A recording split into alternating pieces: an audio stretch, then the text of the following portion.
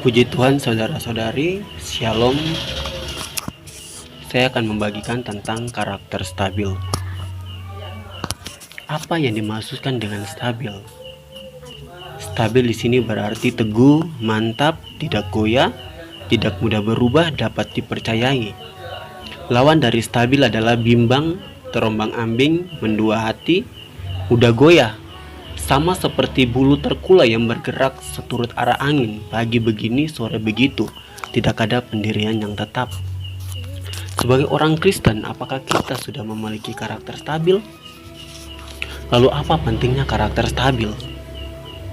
Karakter stabil itu penting bagi orang yang melayani, sebab Allah menuntut orang yang melayani Dia mempunyai sifat yang teguh, mantap, dapat dipercayai, tidak goyah.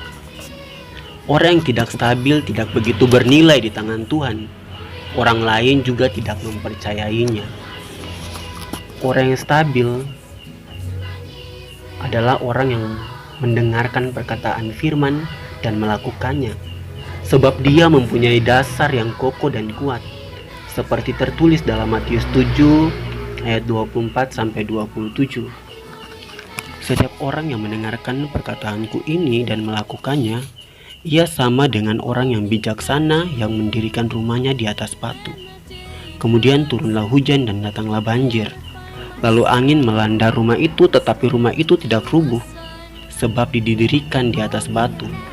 Tetapi setiap orang yang mendengarkan perkataanku ini dan tidak melakukannya, ia sama dengan orang yang bodoh yang mendirikan rumahnya di atas pasir. Kemudian turunlah hujan dan datanglah banjir. Lalu angin melanda rumah itu sehingga rubuhlah rumah itu dan hebatlah kerusakannya. Mari kita belajar dari Petrus.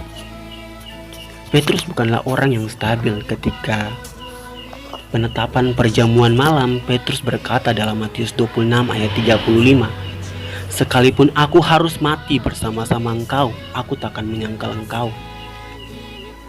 Tetapi ketika Yesus ditangkap, Petrus menjadi goyah. Tercatat dalam Matius 26 ayat 69-74, di hadapan hamba perempuan 3 kali Petrus menyangkal Tuhan. Kita belajar dari Petrus. Dalam kehidupan sehari-hari seringkali kita tidak stabil, ceplas-ceplos, sembarangan dalam berkata dan bertindak. Kita mendengarkan firman Tuhan tapi tidak melakukannya, dan juga cepat emosi hanya karena perkara-perkara kecil. Jadi saudara-saudara, kita harus tahu hal apa saja yang dapat merusak karakter stabil. Yang pertama, emosional, sebab perasaan gampang sekali berubah-ubah. Yang kedua, takut rugi, takut sakit, takut salib. Yang ketiga, takut akan manusia, berusaha menyenangkan orang. Dan bagaimana baru bisa stabil? Yang pertama, berdiri teguh dalam Tuhan. Yang kedua, stabil dalam kebenaran dan kehendak Allah. Yang ketiga, berdiri teguh bersama orang yang melayani. Karakter stabil berhubungan erat dengan mengerti kehendak Tuhan. Dari itu, mari kita belajar untuk tidak ceplas-ceplos atau sembarangan dalam berkata dan bertindak. Juga tidak cepat emosi. Ketika kita sedang emosi atau pikiran lagi tidak stabil, kita harus cepat-cepat menyeru nama Tuhan. Oh Tuhan Yesus, menjadi pribadi yang dapat dipercayai, dan tentunya percaya kepada Tuhan dengan sungguh-sungguh, menjadi pelaku firman bukan hanya pendengar, sehingga kita memiliki dasar iman yang stabil dan tidak goyah.